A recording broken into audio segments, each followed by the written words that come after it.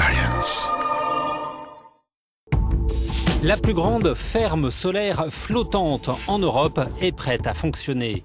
Construite sur un réservoir tout près de l'aéroport d'Heathrow, cette flotte de panneaux solaires fournira une partie de l'énergie nécessaire à une usine de traitement des eaux.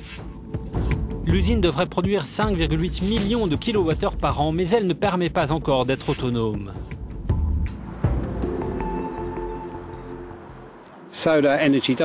L'énergie solaire ne fonctionne pas comme une batterie permanente. Elle ne génère plus rien quand le soleil est couché, alors que nos installations doivent continuer à tourner la nuit. Par exemple, nous devons pomper de l'eau nuit et jour. Donc vous ne pouvez pas tout obtenir d'une seule installation solaire, même flottante. Elle fait partie d'une stratégie globale avec plusieurs éléments.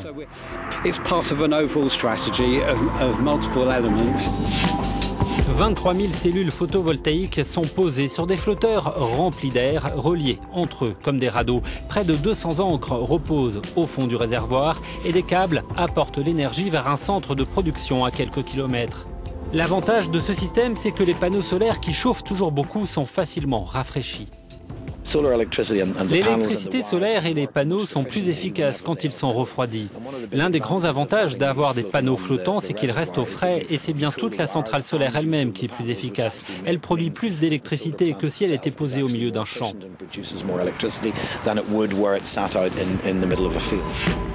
Cette usine solaire sur eau est toujours en phase de test. Elle n'est donc pas connectée au réseau électrique national, mais elle devrait l'être dans quelques mois.